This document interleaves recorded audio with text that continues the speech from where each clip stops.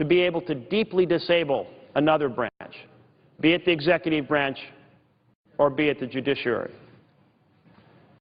So the vote we took today is part of a larger conversation about ending the paralysis and focusing on the challenge of executive nominations getting timely up and down votes. Senator, yield for a question. Oh, the senator, yes, absolutely, the senator from Illinois. Madam President, I'd like to address a question to the senator from Oregon through the chair. First, thank him for his leadership. He's been a singular force in the Senate to have us reassess the rules of the Senate to make certain that they are serving the needs of our nation. And I thank Senator Markey for his leadership, and I know that he felt a great sense of satisfaction with the vote that just was cast on the floor, a vote which 71 senators voted to end cloture, invoke cloture, I should say, and end the filibuster on the nominee to head the Consumer Financial Protection Bureau. As the senator from Oregon knows, this bureau has been controversial since its inception when we passed the Dodd-Frank finance reform bill after the tragedies and scandals of Wall Street. There were many who did not want to see us create a consumer protection agency, yet we did. It was the brainchild of one of our current colleagues, Senator Elizabeth Warren of Massachusetts, who before she was elected thought this was an important agency, literally the only consumer protection agency in the federal government. But it wasn't welcomed by some quarters, particularly some financial institutions and others. But I think it's noteworthy at two levels, and I'd like to ask the senator from Oregon to respond. First, it's noteworthy that though it took 2 years, in that 2-year period of time, this Consumer Financial Protection Bureau has proven its worth. I'm working now on the exploitation of our military by for-profit schools. Holly Petraeus, the wife of General Petraeus, works for this agency, and she has really focused her efforts on military families and the exploitation of the GI Bill by these schools. I think every American would agree that those who are guilty of it should be held accountable. And this investigation is underway by this agency, and now Richard Cordray is there to head it. I think that's important, and that's why this vote was important, as the vote on Richard Cordray's nomination will be in just a few hours. But the second point is a larger global point about the Senate and perhaps Congress. We have, in a very brief period of time, in 1 month, seen two very significant votes, in my estimation.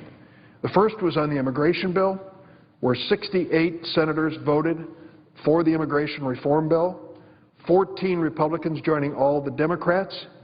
It was a breakthrough, and most of us feel it was the first time that we have seen in a long time senators of both political parties sit down, hammer out an agreement that was reflected in the vote on the floor. 14 Republicans, 54 Democrats. Now we have the second evidence of bipartisanship with the vote that was just cast. 71 who came forward, some 17 Republicans and 54 Democrats, if I'm not mistaken, voting in favor of ending cloture. The point I'd like to get to in this long question, it seems to me, and I would say, ask the senator from Oregon for his reflection on this, it seems to me that the key to getting things done on Capitol Hill these days in a fractured political nation is bipartisanship, not just in the Senate chamber, but in the House as well.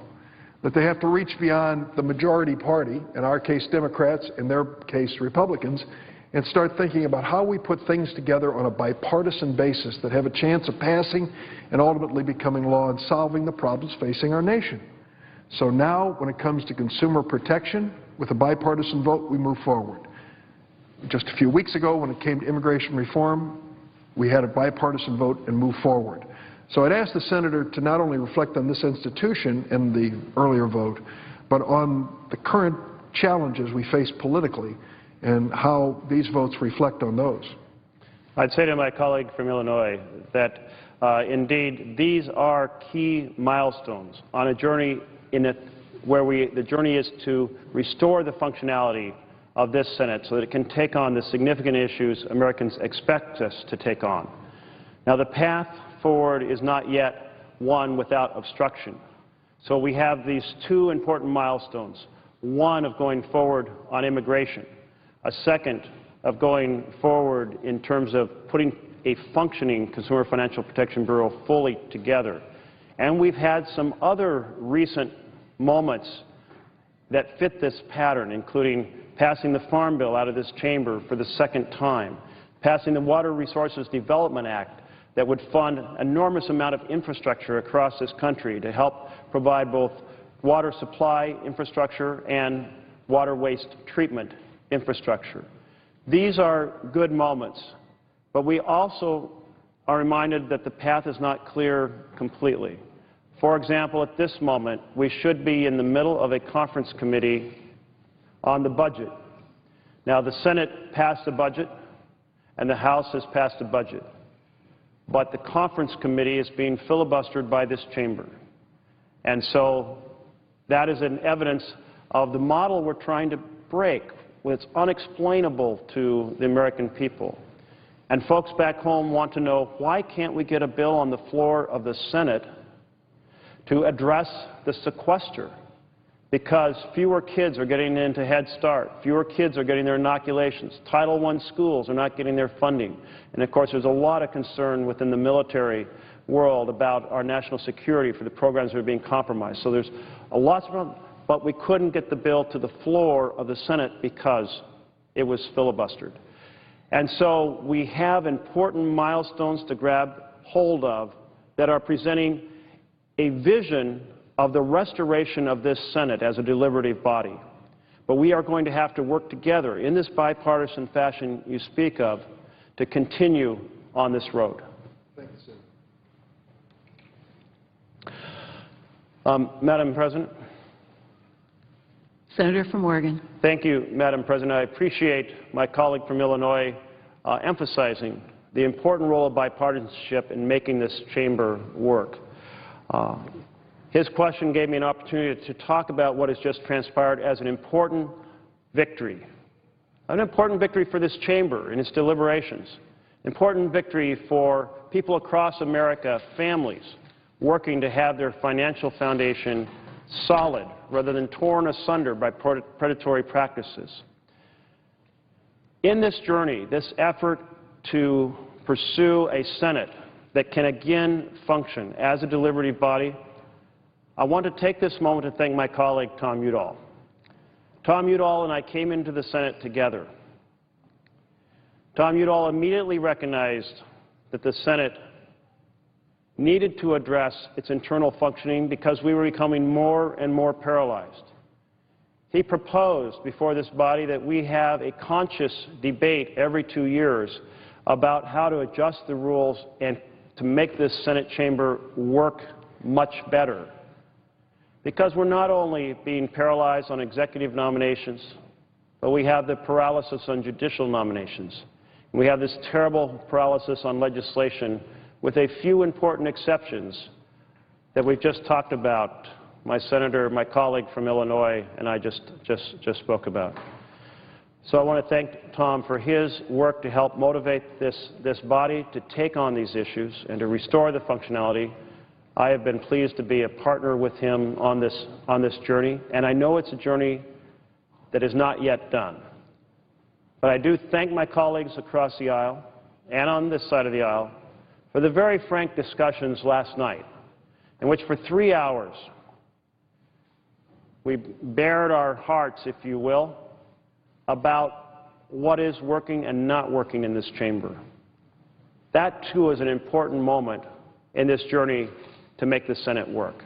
And so I applaud the spirit that came into the chamber today that resolved the 2-year standoff in regard to having a functioning chair of the Consumer Financial Protection Bureau, and it has set the tone, hopefully, for changing dramatically the partnership to restore the functioning of the Senate going forward.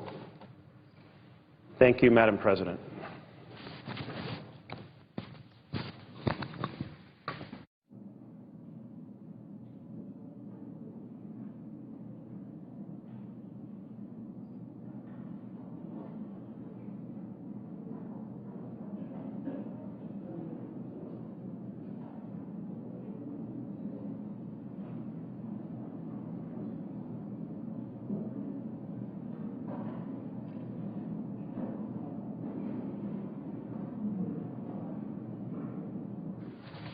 Madam President. Senator from Vermont. Thank you. Madam President, I am glad that an agreement has been reached in which President Obama will finally get Senate confirmation votes on his appointees to the Consumer Financial Protection Board, the Department of Labor, and the head of the Environmental Protection Agency.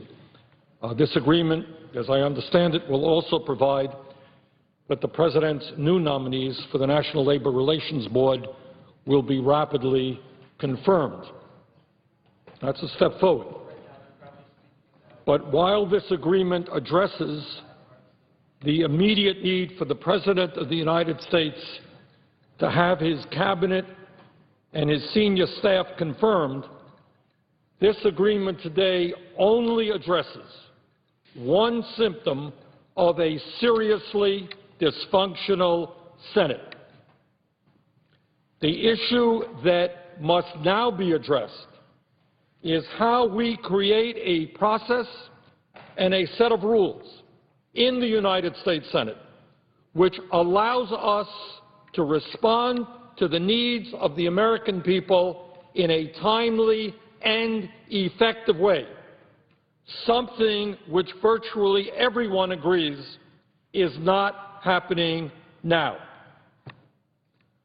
The United States Senate, in my view, cannot function with any degree of effectiveness if a supermajority of 60 votes are needed to pass virtually any piece of legislation, and if we waste huge amounts of time not debating the real issues facing working people, but waiting for quote-unquote motions to proceed hour after hour after hour where nobody is even on the floor of the United States Senate.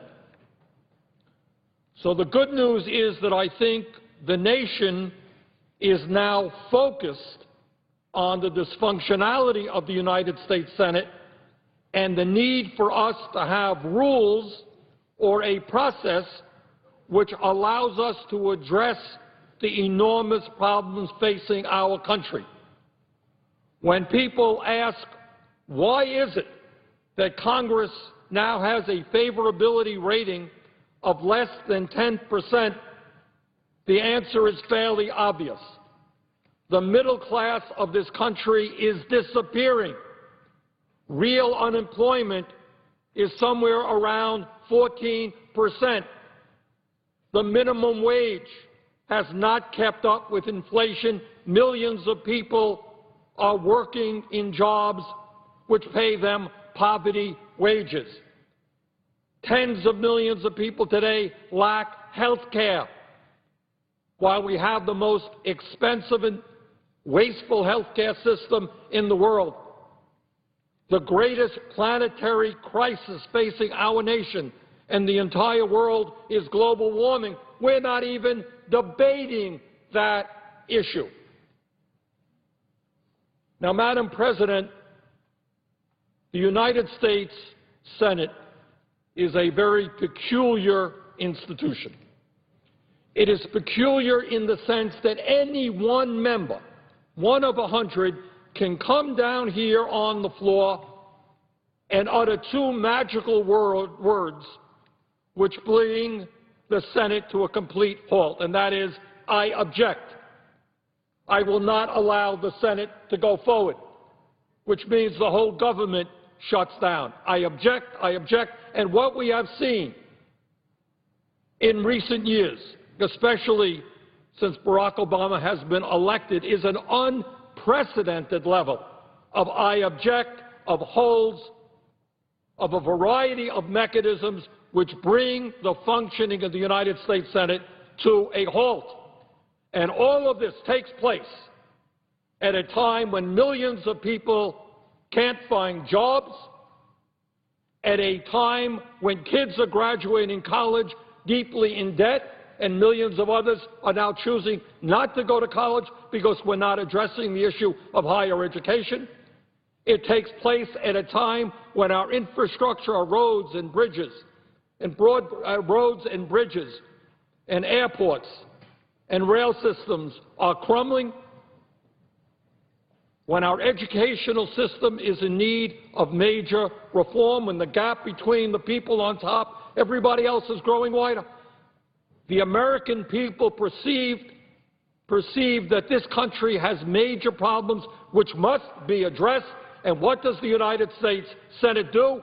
We are sitting here waiting 30 hours for a motion to proceed, to see if, in fact, we can vote on a piece of legislation which requires 60 votes, and time again, we don't get those votes. Now, Madam President, when votes come up, I would like to win, be on the winning side. That's natural. Everybody would. But what happens here, and the American people by and large don't fully understand it, we don't vote on issues. What happens is the debate ceases because we don't get motions to proceed. So we don't vote on a jobs program. We vote on whether or not we can proceed to a jobs program to create millions of jobs. We don't vote on whether we can keep interest rates for college students who are borrowing money low. We vote on whether we can proceed to have the vote. And what we have seen now in the last several years is an unprecedented level of obstructionism and of filibustering. Between 1917 and 1967, there was a more or less agreement in the Senate that a filibuster would only be used under exceptional circumstances. And in that 50-year period, there were only some 40, 45 filibusters in a 50-year period. When Lyndon Johnson was majority leader in the late 1950s, in his 6-year tenure as majority leader, he had to overcome a filibuster on one occasion. Since Harry Reid has been majority leader in the last 6.5 years, he has had to overcome over 400 filibusters, or at least requirements for 60 votes. The amount of time we are wasting is unconscionable. And furthermore, what the American people don't know is that time after time after time, we are winning. We have the votes to win, and I've shown that on very important issues. In terms of one major issue, just as an example, right now, Madam President, rather tragically, we have a situation as a result of the disastrous Citizens United Supreme Court decision that corporations and billionaires can spend hundreds of millions of dollars on elections. And as bad as that is, what is even worse, they can hide their contributions, not make it public. Well, guess what? The United States Senate, by a majority vote, said that's wrong. If you're going to contribute huge amounts of money into the political process, the people have a right to know who you are. We have a majority vote on that issue. We couldn't get it passed because we needed 60 votes. The American people know that our tax system is enormously flawed. That you have major corporations, General Electric and other corporations, that in a given year, after making billions of dollars in profits, pay zero in federal taxes. Legislation was passed on the floor of the Senate by majority, which begins to address that issue.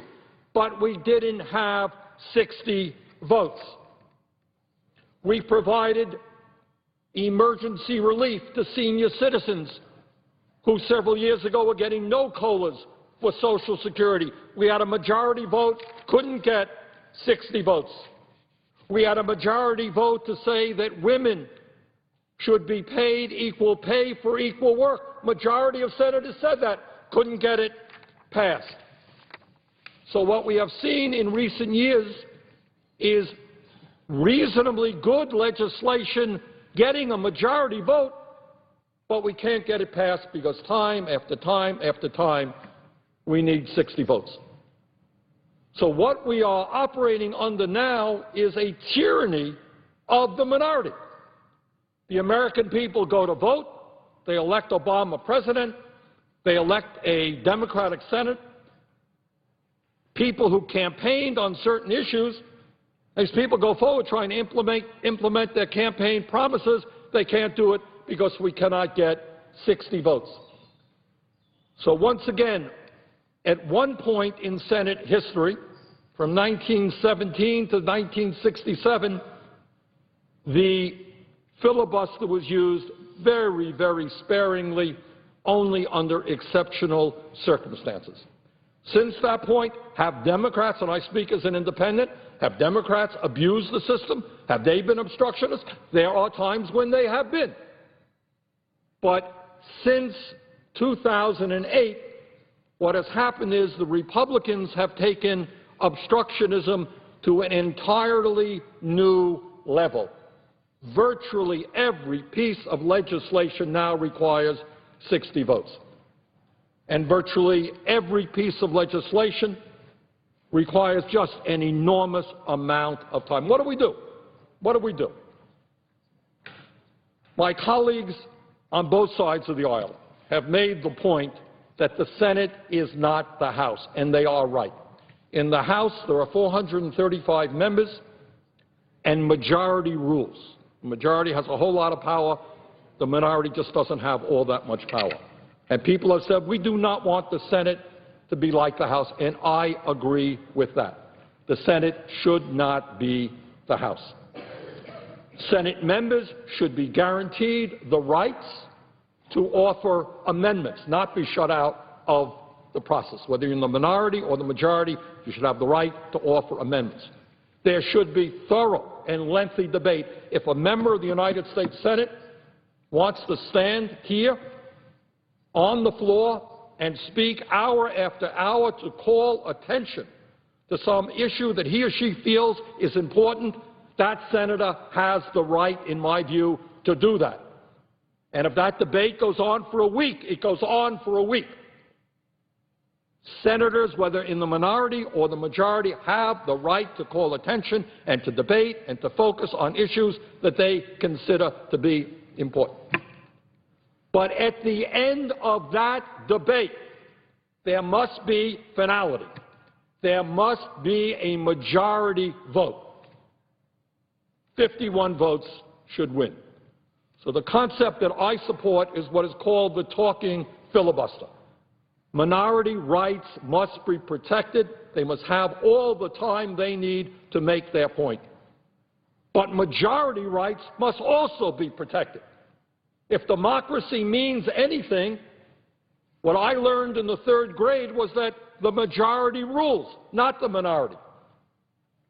And what is happening in our country is not only enormous frustration about the very, very serious economic and environmental problems we face, there is just huge outrage at the inability of Congress to even debate those issues. For example, I am a very strong believer that the minimum wage in this country must be significantly raised. It's now about $7.25. I would like it to go up to $10 an hour. And even at $10 an hour, people working 40 hours a week will still be living in poverty. But we have got to raise the minimum wage. My strong guess is that if we don't change the rules, despite overwhelming support in this country for raising the minimum wage, we will never get an up or down vote here on that issue, because Republicans will obstruct, demand 60 votes, filibuster the issue. If my Republican friends are so confident in the points of view that they are advocating, bring them to the floor. Let's have an up or down vote. Let the American people know how I feel on the issue, how you feel on the issue. But let us not have issues decided because we couldn't get 60 votes for a quote-unquote motion to proceed. Nobody in America understands what that's about. You want to vote against the minimum wage, have the guts to come up here, vote against the minimum wage. You want to vote against women's rights, come on up here, make your say, vote against women's rights. You want to vote against global warming, vote against global warming. But let us at least have the debate that the American people are demanding. So, Madam President, let me just conclude by saying that I am glad the President will finally be able to get some key appointees seated. I was a mayor, and I know it's terribly important that if you're a chief executive, you need to have your team around you, and I'm glad that he will get some key appointees. But let us understand that what we are doing today is dealing with one very, very small part of an overall problem, which is the dysfunctionality of the United States Senate. And I hope, having addressed the immediate crisis, that we can now go on and address the broader issue, and that is making the United States Senate responsive to the needs of the American people, having serious debate on serious issues, and let's see where the chips fall. And with that, Madam President, I would yield the floor and note I would not yield the floor, or I would yield the floor and not yield the floor. What am I doing here? Under the previous order, the Senate will stand adjourned until recess till 2:15 p.m.